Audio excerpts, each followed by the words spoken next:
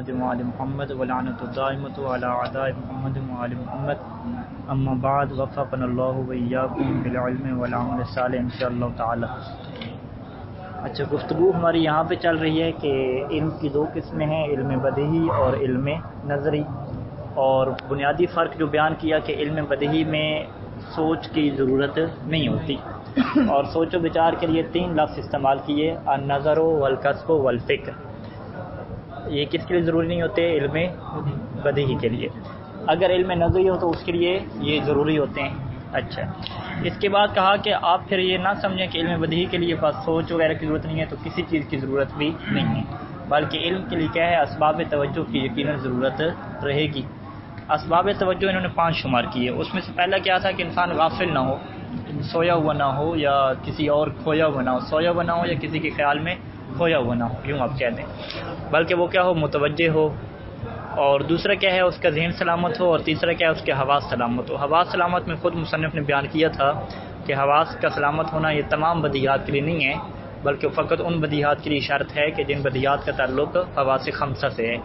جن بدیہات کا تعلق حواس خمسہ سے ہٹ کے فقط انسان کے ذہن سے ہے، اس میں یہ چیز جاری نہیں ہوگی۔ چوتھا کیا کہا تھا؟ ہاں، اگر ذہن سلامت ہوگا، اب باقی کے ہوتے ہوئے، یعنی باقی چاروں ہوں اسباب توجہ، فقط یہ نہ ہو تو پھر بھی علم بدیہی حاصل ہو سکتا ہے، لیکن کون سا؟ ہر قسم کے علم بدیہی حاصل نہیں ہو سکتا، بلکہ وہ علم بدیہی حاصل ہو سکتا ہے کہ جس کا تعلق کیا ہوگا؟ محسوسات سے ہوگا۔ لہٰذا اگر ہم یوں ایک جملہ بنائیں کہ ان 5 کا ہونا ضروری ہے، کب؟ جب آپ کا مقصد کیا ہو؟ ہر قسم کے علم بدیہی حاصل کرنا ہو۔ اگر ہر قسم کے علم بدیہی حاصل کرنا ہے تو پھر 5 آئیں گے۔ اگر آپ کہیں کہ نہیں، میں نے وہ بدیہی حاصل کرنا ہے کہ جن کا تعلق غیر محسوسات سے ہے، جن کا تعلق فقط ذہن سے ہے، پھر ہم کہیں گے نہیں، پھر عقل 4 ہی کافی ہیں، ٹھیک ہے۔ لہٰذا خلاصہ کلام کیا ہوا کہ 4 تو کم از کم ہونا ضروری ہیں، لیکن اگر آپ کہیں کہ ہر بدیہی علم مطلقاً کہیں تو اس کے لیے پھر 5 ہونا ضروری ہے۔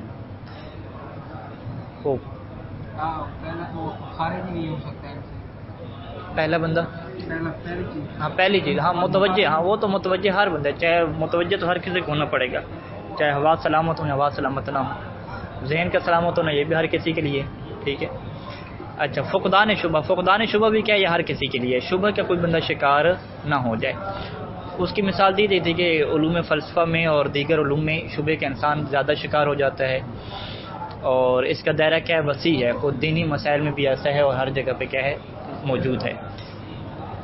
اچھا، پھر آگے جا کے ہم بیان کریں گے، اور بیان کیا بھی ہے میں نے کہ کیونکہ بدیہی اور نظری کیا ہے؟ ہر بندے کے اعتبار سے مختلف ہوتی ہیں، تو ایک علم یا ایک جو فرض کریں صورت ہے علمی جو مطلب ہے، ایک بندے کے لیے بدیہی ہو گیا، اسے کوئی سوچنا نہیں پڑتا، بالکل واضح ہو گیا، لیکن دوسرے بندے کو سمجھ نہیں آ رہا، تو اس کا مطلب ہے دوسرا بندہ کسی شبے کا شکار ہو چکا ہے، اس وجہ سے اسے کیا سمجھ نہیں آ رہا۔ تو یہ ہر بندے کے اعتبار سے کیا مختلف ہوتا رہے گا۔ یعنی معصومین کے علاوہ اگر سارے لوگ سلامت ہیں، ہم لوگ سلامت ہیں، حواس وغیرہ سلامت ہیں، ذہن وغیرہ سلامت ہے، اگر کسی چیز کی حقیقت کو درک نہیں کر پاتے تو اس میں کیا ہے؟ مشکل کیا ہوتی ہے؟ ہم شبہات کا شکار ہو جاتے ہیں۔ تو شبہات کا شکار ہو رہے ہیں تو اس کو حل کرنے کے لیے کیا ہے؟ ضرورت ہے انسان کی۔ اچھا، 5ویں چیز جو بیان کر رہے ہیں کہ جب ہم یہ کہتے ہیں کہ فکر کی ضرورت ہے، تو بعض اوقات فکر کی ضرورت انسان کو نہیں ہوتی، انسان کیا کرتا ہے؟ تجربہ کرتا ہے، ٹھیک ہے۔ فرض کریں ایک بندہ ہے، اسے یہ نہیں پتہ کہ یہ جو مشین ہے، فرض کریں موبائل ہے سیمسنگ کا، اسے اگر 4 گھنٹے چارج میں لگائیں تو یہ گرم ہو جاتا ہے، اسے نہیں پتہ اس چیز کا، ٹھیک ہے۔ اچھا، اب اس کے لیے کیا اسے سوچنا پڑے گا؟ اسے سوچنا تو نہیں پڑے گا، بلکہ کیا کرنا پڑے گا؟ آپ 4 گھنٹے موبائل لگائیں گے، کہیں گے آپ ہاتھ میں اٹھاؤ، پتہ چلے گا کہ یہ گرم ہو گیا، ٹھیک ہے۔ اس کا مطلب ہے کہ اسے علم ہوا ہے کہ موبائل گرم ہو جائے۔ آپ کہیں یہ تو بدیہی سی بات ہے کہ زیادہ چارجنگ پہ لگائیں گے تو سیمسنگ کے جو پرانے موبائل ہیں فرض کریں وہ گرم ہو جاتے ہیں، کیونکہ یہ مسئلہ ہے، پرابلم ہے، یہ یعنی ہمارے لیے بدیہی سی بات ہے جو لوگ موبائل استعمال کر رہے ہیں۔ لیکن ایک بندہ کیا ہے؟ سب کچھ سلامت ہے، ٹھیک ہے، متوجہ بھی اسی کر دیا، سیمسنگ کا موبائل ہے، اچھا، ذہن بھی اس کا سلامت ہے، حواس خمسہ بھی سلامت ہیں، کوئی اس میں شبے کی بات بھی نہیں ہے، ٹھیک ہے، شبہ کوئی علمی مطلب تو ہے نہیں۔ فقط مشکل کیا ہے کہ اس نے تجربہ نہیں کیا اس چیز کا، تجربہ نہ کرنے کی وجہ سے وہ اس بدیہی چیز کے علم سے غافل رہ گیا۔ اب آپ اسے کیا کر رہے ہیں؟ تجربہ کرا رہے ہیں۔ اس تجربے میں ظاہری بات ہے ٹائم لگ رہا ہے، 4 گھنٹے یا 2 گھنٹے موبائل چارجنگ پہ رکھنے کے بعد تجربہ ہو رہا ہے، تو یہ جو ایک عمل گزرا ہے پورے تجربے کا، کیا اس کو فکر کہتے ہیں یا فکر نہیں کہتے؟ ٹھیک ہے، اب آپ کیا کہیں گے کہ مجھے علم بدیہی تو حاصل ہوا ہے لیکن کم از کم 2-3 گھنٹے لگے ہیں، پھر جا کے پتہ چلا ہے کہ یہ سیمسنگ کے موبائل میں تو یہ پرابلم ہے، ٹھیک ہے، جس کا آپ سب کو پتہ تھا، مجھے کیا نہیں پتہ تھا۔ اسے کیا کہتے ہیں کہ فکر آپ نے نہیں کی لیکن آپ نے کیا کیا، تجربہ کیا۔ اسے ایک منطق میں کیا کہتے ہیں کہ عملیہ، یعنی عملیہ کا مطلب ایک عمل ہوا ہے لیکن وہ عمل کیا ہے، غیر عقلی ہے، عملیہ غیر عقلیہ۔ اور فکر کو کیا کہتے ہیں، عملیہ عقلیہ، ٹھیک ہے۔ اردو میں ہم کیا فرق کر سکتے ہیں کہ یہ سوچ و بچار نہیں ہے، یہ خارجی کیا ہے، ایک طور پہ عمل ہے، ٹھیک ہے، ایک بات۔ اور اس کو کیا کہیں گے، اس کو بھی علم بدیہی کہیں گے، ٹھیک ہے۔ لہذا یہ ضروری نہیں ہے کہ علم بدیہی فٹافٹ حاصل ہو جائے، علم بدیہی ایک سیکنڈ میں حاصل ہو جائے، یہ ضروری نہیں ہے، بلکہ بعض علم بدیہی ایسے ہیں کہ جن کے تجربہ کرنا پڑتا ہے۔ جو تجربے کے بعد علم بدیہی حاصل ہو رہا ہے تو اسے بھی علم بدیہی کہیں گے۔ کیوں علم بدیہی کہیں گے؟ کیونکہ علم بدیہی کی تعریف کیا ہے کہ جو بغیر سوچ کے حاصل ہو، اور جو تجربہ ہے اس کا نام سوچ نہیں ہے، فکر نہیں ہے، وہ کیا ہے، خارجی ایک عمل ہے، اور وہ عمل بھی کیا ہے، غیر عقلی عمل ہے، یعنی غیر عقلی یعنی عقل کے اندر آپ نہیں سوچ رہے۔ پھر فکر کیا تعریف ہوگی، فکر ہی آگے انشاءاللہ تعریف آج انشاءاللہ بیان کریں گے کہ فکر اور سوچ کا مطلب کیا ہے کہ انسان کے پاس جو معلومات موجود ہیں پہلے سے، انسان انہی معلومات کے اندر سوچ و بچار کرے، انہی کے اندر کیا اپنا ذہن لڑائے، انہی کو آگے پیچھے جوڑے، اور پھر کیا ایک نیا تجزیہ کرے، ایک نئی بات کیا کشف کرے۔ یہ کیا سوچ ہے، یہ سوچ ہے، یہ تجزیہ ہے۔ لیکن اگر انسان کے پاس جتنی معلومات ہیں، چاہے وہ بہت بڑا کیا ہے، محقق ہے، جو بھی ہے، معلومات اس کے پاس بہت زیادہ ہیں، لیکن یہ کیا سیمسنگ کا موبائل گرم ہوتا ہے یا نہیں ہوتا، اس کا اسے علم بدیہی حاصل نہیں ہو رہا۔ معلومات تو زیادہ ہیں، کہیں ماشاءاللہ اتنے بڑے عالم دین آپ بن گئے اور فرض کریں پی ایچ ڈی اسکالر بھی بن گئے، آپ کو اس بات کا نہیں پتہ، سب پاکستانیوں کو ہم کو پتہ ہے، ٹھیک ہے۔ تو اس کا مطلب ہے کہ اس کا تعلق سوچ سے نہیں ہے، اس کا تعلق کیا ہے، تجربے سے ہے، ٹھیک ہے۔ تو یہ جو تجربہ کرے گا، تجربے کے بعد جو علم حاصل ہوگا، اسے علم نظری نہیں کہیں گے، اسے کیا کہیں گے، علم بدیہی کہیں گے۔ بس واضح ہوا کہ بعض کا علم بدیہی بغیر تجربے کے حاصل ہو جاتا ہے، جب انسان نے تجربہ خود کیا ہوا ہے شروع سے، یا ایک بچے کو پتہ ہے فرض کریں کہ آگ کے اوپر ہاتھ رکھیں تو ہاتھ کیا ہے، جل جاتا ہے، آگ گرم ہوتی ہے، استری کیا گرم ہو جائے، ہاتھ رکھیں تو کیا جل جاتی ہے، تو یہ اسے بہت ساری چیزوں کا پتہ ہے، تجربے سے پتہ چلا نا اسے، تو تجربے کے بعد کیا فوراً وہ پہنچ جائے گا، تجربے کی ضرورت وہاں پہ نہیں پڑے گی، ٹھیک ہے۔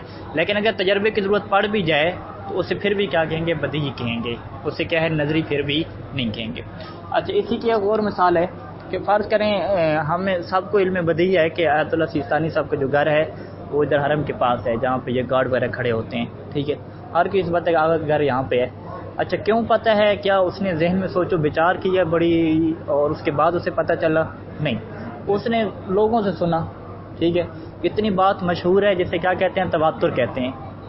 تواتر کیا مطلب ہے؟ ایک بات اتنی مشہور ہو جائے کہ پھر اس میں جھوٹ کی نسبت دینا کہ یہ سب جھوٹ بول رہے ہوں گے، یہ عقل انسانی کہتی ہے کہ یہ بات تو کیا مشکل ہے کہ اب سب بندے پورے نجف والے کہہ رہے ہیں کہ آغا سیستانی کے ادھر ہی گھر ہے، ادھر رہتے ہیں، سب جھوٹ بول رہے ہیں، یہ ممکن نہیں ہے، اسے کیا کہ تواتر کہتے ہیں۔ اسی طرح کی تواتر کیا روایات میں بھی ہے کہ ہر راوی جو ہے وہ جس بھی شہر کا ہے وہ یہ روایت نقل کر رہا ہے، اب ہر راوی جھوٹ بول رہا ہو، یہ کیسے ممکن ہے، ٹھیک ہے۔ لہٰذا تواتر میں کیا ہے، کوئی خاص تعداد نہیں ہوتی، تواتر میں کیا ہونا چاہیے، اتنی تعداد ہونی چاہیے کہ جس کے بعد عقل یہ کہہ دے کہ یہ 5 یا 6 یا 7 بندے مل کے جھوٹ بول رہے ہیں، عقل کہے کہ نہیں یہ بات بعید لگتی ہے کہ سارے کے سارے جھوٹ بول رہے ہیں مل کے، ٹھیک ہے۔ اسی طریقے سے یہاں پر بھی ہے۔ اچھا، اب یہاں پہ بھی علم حاصل ہوا، ہمیں علم کیا حاصل ہوا کہ آیت اللہ سیستانی کا گھر یہ والا ہے۔ یہ علم کہاں سے حاصل ہوا؟ سننے کے ذریعے سے ہوا، بہت سارے لوگوں سے سنا۔ اچھا، ایک بندہ پاکستان سے نیا نیا آیا، اسے پتہ نہیں ہے گھر کہاں پہ، ہم کہ اتنی واضح سی بات ہے، بدیہی سی بات، آپ کو پتہ ہی نہیں آیا سیستانی کا کہاں پہ گھر ہے، تو وہ کیا کہے گا، نہیں میں نے سنا نہیں ہے، مجھے معلومات نہیں ہے، اگر میں لوگوں سے سنوں گا پتہ چلے گا کہ یہ بات مشہور ہے یہاں پہ تو مجھے بھی علم حاصل ہو جائے گا۔ اس کا مطلب ہے کہ علم بدیہی حاصل کرنے کے لیے اسے کیا ہے، بہت سارے لوگوں سے سننا پڑ رہا ہے، ٹھیک ہے، معلومات لینی پڑ رہی ہیں، لوگوں سے پوچھنا پڑ رہا ہے۔ یہ جو لوگوں سے پوچھ کے تحقیق کر رہے ہیں، اسے کیا کہتے ہیں، اسے سوچ نہیں کہتے، اسے فکر نہیں کہتے، منطق کی نگاہ میں۔ منطق کی نگاہ میں کیا ہے کہ باہر لوگوں سے پوچھنے کی بجائے آپ اپنے جو ذہن میں معلومات ہیں اس کو لڑائیں۔ اگر لوگوں سے پوچھ رہے ہیں کہ ہاں بھی آیت اللہ سیستانی کے گھر کدھر ہے اور سب کا اتفاق ہو جاتا ہے، پھر آپ کو علم حاصل ہوتا ہے، تو یہ بھی کیا کہلائے گا، علم بدیہی کہلائے گا، ٹھیک ہے۔ لہٰذا خلاصہ کلام کیا ہوا کہ ہر وہ علم بدیہی کہلائے گا کہ جس میں انسان کی سوچ کا کوئی دخل نہیں ہوگا، چاہے اس میں سائنسی تجربہ ہو، ٹھیک ہے، چاہے اس میں کیا ہو، لوگوں کا بہت زیادہ بتانا ہو ایک چیز کے بارے میں، یا آپ کا کسی سے پوچھنا ہو، وہ سارے کے سارے کیا ہو جائے گا، علم بدیہی ہو جائے گا۔ علم نظری کب ہوگا کہ جب لوگوں سے پوچھنے کے بعد بھی آپ کو پتہ نہ چلے اور آپ کو الگ طور پہ ذہن میں سوچنا پڑے اور مختلف کیا ہیں رشتے ملانے پڑیں کہ اس نے ایسا کہا ہے، اس نے ایسا کہا ہے، پھر میں یوں نتیجہ کر کے نکالوں. تو یہ کیا جو تجزیہ انسان کرتا ہے، اس سے کیا کہتے ہیں؟ علم نظری کہتے ہیں. ٹھیک ہے، اب آ جائیں یہاں پہ کہ پانچواں اسباب بداہت میں سے کیا ہے؟ عملیت غیر عقلیہ، ایک ایسا عمل کرنا جو کہ کیا ہو؟ غیر عقلی ہو. عملیہ یعنی آپریشن جسے کہتے ہیں، یا ہم کہتے ہیں ایک ایسا پروسیس کرنا، ایک ایسا کیا ہے اقدام کرنا کہ جو اقدام کیا ہو؟ غیر عقلی ہو. غیر عقلی سے مراد یہ نہیں ہے کہ پاگلوں والا اقدام. علیکم السلام ورحمۃ اللہ وبرکاتہ. غیر عقلیہ سے کیا مطلب ہے کہ وہ جو عملیہ ہے اس کا تعلق انسان کی عقل کے ساتھ نہ ہو، یعنی فکر کے ساتھ نہ ہو، خارج کے ساتھ ہو. ٹھیک ہے، لہٰذا غیر عقلیہ یہ مطلب نہیں ہے کہ پاگلوں والے کام کرنے. غیر عقلیہ کیا مطلب فکر کے مقابلے میں ہے کہ انسان کے عقل کے اندر کوئی کیا ہے تبدیلی نہ پیدا ہو، عقل کے اندر انسان سوچ و بچار نہ کرے، خارج انسان تجربہ کر لے، دیکھ لے. ٹھیک ہے، موبائل گرم چارجنگ پہ لگا کے دیکھ لے، استری کو ہاتھ لگا کے دیکھ لے، آگ کو ہاتھ لگا کے دیکھ لے، لوگوں سے سن لے. ٹھیک ہے، یہ ساری چیزیں کیا ہیں اس میں آ جائیں گی. اچھا، عملیات غیر عقلیہ لکثیر من البدیہات، بہت ساری بدیہات کے لیے. اچھا، یہاں پہ جب کہہ رہے ہیں لکثیر من البدیہات، اس کا مطلب ہے کہ بہت ساری بدیہات کے لیے عملیہ کی ضرورت پڑتی ہے، لیکن کچھ بدیہات ایسی ہیں کہ جس کے لیے عملیہ کی ضرورت بھی نہیں پڑتی. ٹھیک ہے، فرض کریں سورج نکلا ہو، اس کے لیے کیا عملیہ کرنا پڑے گا؟ بس آپ دیکھیں گے پتہ چل جائے گا. ٹھیک ہے، یہ جو دیکھنا ہے، اس دیکھنے کو کیا کہا جائے گا؟ عملیہ کہا جائے گا. ٹھیک ہے. اچھا، آپ کا دیکھنا بھی عملیہ ہے، سننا بھی عملیہ ہے. یہ چھوٹا عملیہ آ رہا ہے سارا کی سارا، یعنی چھوٹا آپ کہہ رہے ہیں ایک چھوٹا سا اقدام آپ کر رہے ہیں. لیکن کچھ بدیہات کی مثالیں ہمارے پاس ایسی بھی ہیں کہ جہاں پہ آپ کچھ بھی عملیہ نہ کریں. ٹھیک ہے، یعنی نہ دیکھیں، یعنی حواس خمسہ والے نہ ہوں عمل. حواس خمسہ سے ہٹ کے آپ کیا کریں؟ ذہن میں سوچ لیں کہ 2 اور 2 کتنے ہوتے ہیں، فوراً آپ کیا چلے جائیں گے. ٹھیک ہے، اس میں کیا ہے کوئی عملیہ نہیں ہوا خارجی طور پہ، کوئی دیکھا نہیں ہے، کوئی سوچا نہیں ہے، کچھ بھی نہیں کیا. تو اس سے ذہنی تجربہ کہیں گے یا نہیں کہیں گے؟ اس سے نہیں کہیں گے. ہاں، یہ اسی کی طرف پلٹ جائے گی. ٹھیک ہے، سلامت حواس کی. اس کی آپ مزید تطبیق کر لیتے ہیں، پھر اس کے اوپر دیکھتے ہیں کیا اشکال بنتا ہے. اچھا، تطبیق میں آ جائیں کہ بہت ساری بدیہات کے لیے یہ عملیہ غیر عقلیہ ضروری ہوتا ہے. مثالیں دے رہے ہیں، کل استماع الی کثیرین، جیسا کہ بہت سارے بندوں کو سننا، بہت ساری بندوں کی بات کو سننا. کون سے بہت سارے بندے؟ کہ یمتنع تواطؤہم، کہ جن کا جمع ہو جانا. تواطؤ کیا مطلب؟ جمع ہو جانا. جن کا جمع ہو جانا علی الکذب، کذب کے اوپر کیا ہو؟ یمتنع ہو، ممنوع ہو، محال ہو. یعنی اتنے بندوں سے سننا کسی بات کا کہ وہ اتنے بندے ہیں کہ ان سب کا جھوٹ کے اوپر جمع ہو جانا کہ سبھی جھوٹ بول رہے ہیں، یہ کیا ہو؟ یمتنع ہو، عقل کے نزدیک کیا ہو؟ محال ہو. کہاں پہ؟ فی المتواترات، ان خبروں میں کہ جو کیا ہوتی ہیں؟ متواتر خبریں ہوتی ہیں، مسلسل آ رہی ہوتی ہیں. ٹھیک ہے، اب یہ جو مسلسل خبروں سے ہمیں پتہ چلا کہ ثانی سے کا گھر یہاں پہ ہے، تو یہ علم نظری نہیں ہو جائے گا، علم بدیہی ہو جائے گا. کیوں علم بدیہی ہو جائے گا؟ کہ یہ جو خبروں کو سننا ہے، یہ اسے کیا کہتے ہیں؟ اسے سوچ نہیں کہتے، اسے سوچ و بچار نہیں کہتے. اور علم نظری کی ہم نے تعریف کیا کی کہ جس کے اندر سوچ و بچار ہو، اور اس کے اندر سوچ و بچار نہیں ہے. اس کے اندر تو کیا فقط سننا ہے بہت ساری خبروں کو. جیسے کہ ہم آواز سنتے ہیں، ہمیں پتہ چلتا ہے کہ یہ کیا ہے، آواز کس کی آ رہی ہے، کوئی بندہ موجود ہے یہاں پہ. جیسے ہم دیکھتے ہیں اور کہتے ہیں کہ سورج نکلا ہوا ہے، یہ وہی سننا ہی ہو گیا ایک طرح کا. وقت تجربت فی تجربیات، جیسے کہ تجربہ کرنا پڑتا ہے خارجی طور پہ تجربیات میں. جس کی مثال کیا دی کہ ایک بچے کو تجربہ کرنا پڑتا ہے کہ آیا استری گرم ہے یا استری گرم نہیں ہے. یہ سیمسنگ والی میں نے مثال دی شروع میں. اچھا، وقسائی الانسان ہے، اور اسی طریقے سے انسان کی کوشش کرنا لمشاہدت بلاد، کہ آیا یہ ملک یہاں پہ موجود ہے یا ملک یہاں پہ موجود نہیں ہے. وہ کیا کرتا ہے؟ انسان کوشش کرتا ہے کس کو دیکھنے کے لیے؟ شہروں کو دیکھنے کے لیے. اچھا، اب کوشش کرنا کیا ہے؟ ممکن ہے پرانے زمانے میں کیا ہو، خود چل کے دیکھے جا کے. آج کل کے زمانے میں کیا ہو، گوگل پہ سرچ کر لو، اسے پتہ چل جائے گا کہ فلاں شہر موجود ہے یا موجود نہیں ہے.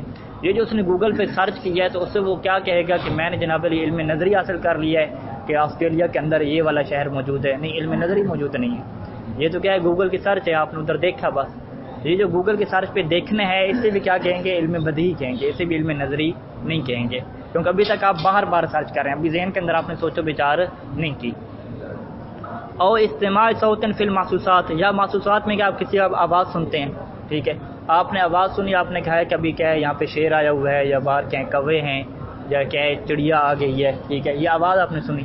اس کے اندر سوچ و بچار تو آپ نے نہیں کی. وما الی ذالک، اس کے علاوہ بہت ساری مثالیں. آپ نے کیا ہے کوئی بدبو سونگی، کیا دھوئیں کی آ رہی تھی بو، آپ نے کہا کہ آگ لگی ہوئی ہے، ٹھیک ہے، علم بدیہی ہے. یہ سارے کے سارے کیا علم بدیہی ہے، اس کے اندر کیا کوئی سوچ و بچار کی ضرورت نہیں ہوتی. فَإِذَا احْتَاجَ الْإِنسَانُ لِلْعِلْمِ بِشَيْءٍ، جب انسان محتاج ہو کسی چیز کے علم کے لیے، کس چیز کا محتاج ہو؟ بِشَيْءٍ إِلَىٰ تَجْرِبَةٍ، ایک تجربے کا محتاج ہو، کچھ تجربے کا محتاج ہو. تجربے کون سا؟ طویلۃ مثلا، بہت لمبے تجربے کا محتاج ہے. وَإِنَاءٍ عَمَلِيٍّ، اور عملی طور پہ کسی اقدام کا محتاج ہو، ٹھیک ہے، کہ عملی طور پہ کوئی انا کرنا، کوئی عمل کرنا، ٹھیک ہے، عملی طور پہ کوئی اقدام کرنا، یعنی عملی توجہ کی ضرورت ہو. انا توجہ کے معنی بھی آتے ہیں، یعنی کسی عملی توجہ کی ضرورت ہو. عملی کس کے مقابلے میں؟ یہاں پہ عقلی کے مقابلے میں، یعنی عقلی سے ہٹ کے پریکٹیکل کرنا پڑتا ہو. کسی چیز کا علم حاصل کرنے کے لیے تھیوریکل کی بجائے پریکٹیکل جانا پڑتا ہو. یہ جب وہ پریکٹیکل جائے گا تو فلا یجعلہ ذالک، تو یہ ذالکہ اس علم کو نہیں قرار دے گا. ذالکہ کیا مطلب؟ یہ جو تجربہ طویل ہے، پریکٹیکل جو تجربہ کر رہے ہیں، یہ پریکٹیکل تجربہ لا یجعلہ اس علم کو نہیں بنا دے گا. کیا نہیں بنا دے گا؟ علم نظریا، اس علم کو علم نظری نہیں بنا دے گا. کب تک؟ ما دام لا یحتاج الی الفکر، جب تک یہ بندہ فکر کا محتاج نہیں ہوگا. کیوں؟ علم نظری میں فکر کا محتاج انسان نہیں ہوتا. یہ بندہ کہہ رہا ہے کہ میں خالی تجربے کر رہا ہوں، تجربے سے بات سمجھ آ رہی ہے واضح طور پہ، لیکن اگر تجربے کے بعد وہ ایک نتیجہ نکالے، دوسرے تجربے سے دوسرا نتیجہ نکالے، پھر دونوں نتیجوں کو اپنے ذہن میں سوچ کے ایک تیسرا نتیجہ نکالے، یہ اس تیسرے نتیجے میں کیا ہوا ہے؟ دو تجربے بھی ہیں اور تیسرا عمل کیا ہے؟ ذہنی سوچ و بچار بھی ہے. تو یہ کیا بنے گا؟ علم نظری بنے گا. کیوں؟ کیونکہ اس میں انسان کس کا محتاج ہو گیا؟ ذہنی سوچ و بچار کا محتاج ہو گیا. ٹھیک ہے، واضح. اب اس کی کیا سائنسی مثالیں بنیں گی کہ یہاں پہ دو تجربے کیے تھے، پھر دونوں کو آپس سے ملایا اور تیسرا نتیجہ نکالا.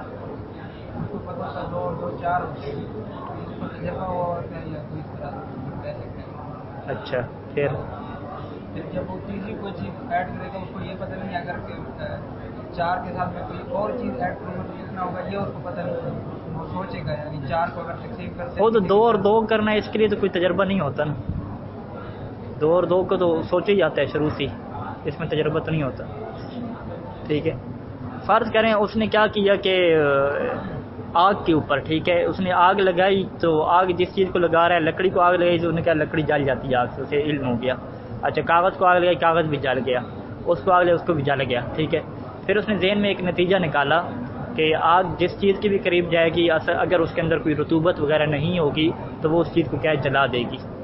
یہ جو اس نے نتیجہ نکالا یہ اپنی سوچ سے نکالا ہے. ابھی تک اس نے تجربہ نہیں کیا باقی چیزوں کا. اس نے یہ تجربہ نہیں کیا کہ کیا آگ مٹی کو جلائے گی یا نہیں جلائے گی، کیا شیشے کو جلائے گی نہیں جلائے گی، لیکن اس نے دو تجربے کیے ہیں فقط. ایک اس نے کاغذ جلایا، ایک اس نے لکڑی جلائی ہے. لیکن دونوں تجربے کرنے کے بعد ذہن میں سوچنے لگ گیا کہ اب اس کو کیوں اس نے جلایا تھا، کیونکہ یہ خشک تھی، کوئی رطوبت نہیں تھی، اسی وجہ سے جلا دیا. لہٰذا وہ اس معلومات کے تحت ایک اور نتیجہ نکالتا ہے کہ بس آگ کے اندر یہ صلاحیت ہے کہ کوئی بھی اگر خشک چیز اس کے آگے رکھ دیں، چاہے وہ اینٹ ہو، پتھر ہو، پنکھا ہو، جو بھی ہو، اس کو جلا دے گی. یہ جو اس نے نتیجہ نکالا یہ نتیجہ تجربے سے نہیں نکالا، کیونکہ ابھی تک اس نے پتھر نہیں جلایا، مٹی نہیں جلائی. ٹھیک ہے، فقط دو ہی چیزیں تجربے کی. اسے کیا کہتے ہیں کہ اس نے سوچا ہے، لیکن سوچا کب ہے؟ جب تجربے سے تھوڑا سا علم لے لیا، علم بدیہی اپنے ذہن میں تھا، پھر علم بدیہی کے اندر مزید سوچا اور اس سے کیا ہے ایک نتیجہ نکالا. تو علم بدیہی کے اندر سوچنے سے جو نتیجے تک پہنچا ہے اس نتیجے تک پہنچنے کو کیا کہیں گے؟ علم نظری کہیں گے. ٹھیک ہے. اچھا، یہ جو ہے یہ جو تجربہ ہے پریکٹیکل خارج والا، یہ اس علم کو جو یعنی تجربے سے جو علم حاصل ہوتا ہے، تجربے سے حاصل ہونے والے علم کو علم نظری نہیں بنائے گا. کب تک؟ ما دام لا یحتاج الی الفکر، جب تک یہ علم فکر کی طرف محتاج نہیں ہوگا. ٹھیک ہے، ما دام، جب تک لا یحتاج العلم الی الفکر. فکر کی ایک اور ساتھ کیا کر رہے ہیں، آج پہ تفسیری کر رہے ہیں، والعملیت العقلیہ، عقلی عملیہ کی طرف. ٹھیک ہے، لہٰذا ابھی کیا ہمارے سامنے آگے اردو کا لفظ سوچ و بچار ہو گیا، عربی کے 3 لفظ اس کے معنی میں ہو گئے، الفکر، النظر والکسب. ابھی ایک 5ویں چیز بھی آ گئی، العملیت العقلیہ. ٹھیک ہے، عملیت العقلیہ کیا ہے جناب علی؟ اس سے بھی کیا کہتے ہیں؟ فکر کے معنی میں ہے.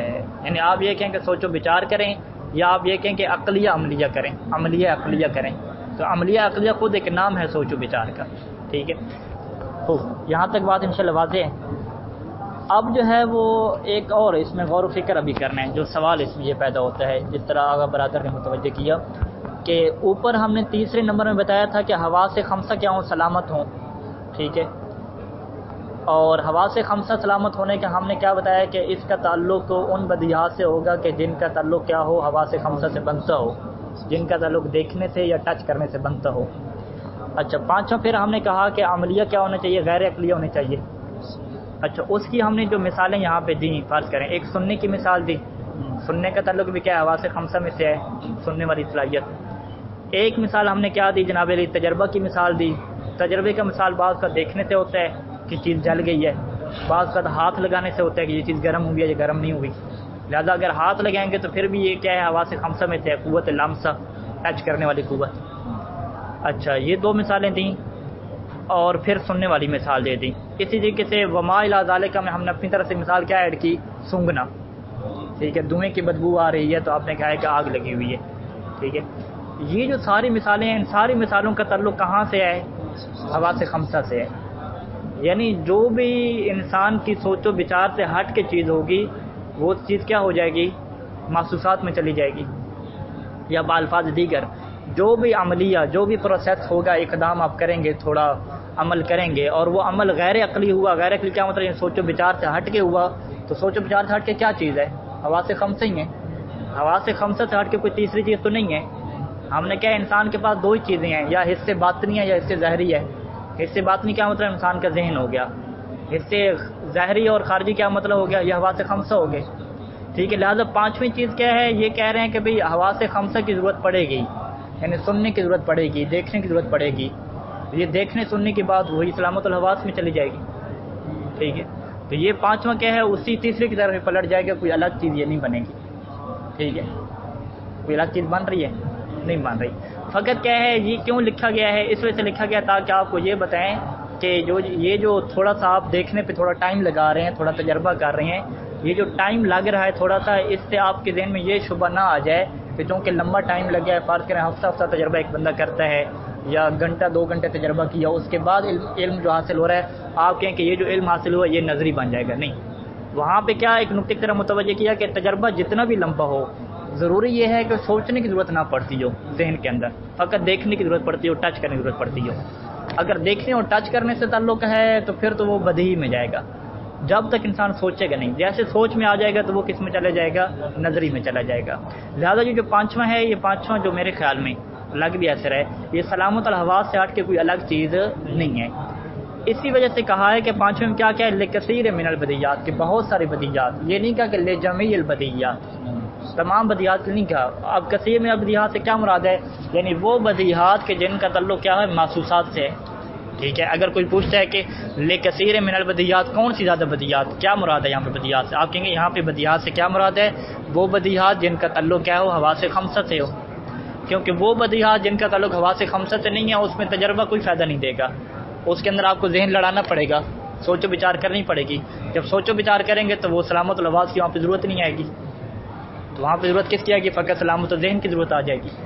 لہٰذا یہ جو سلامت الحواس ہے اور عملیہ غیر عقلیہ، ان دونوں کو مکس کر کے ایک بنا لیں، پھر خلاصہ کلام کیا ہوگا کہ کم از کم ہمیں 3 کی ضرورت ہے، اگر تمام بدیہات کی بات کریں حد تک کہ وہ محسوسات ہو رہی تو پھر کتنی ضرورت ہے، ہمیں 4 کی ضرورت ہے۔ وصلی اللہ علی محمد و آلہ اجمعین۔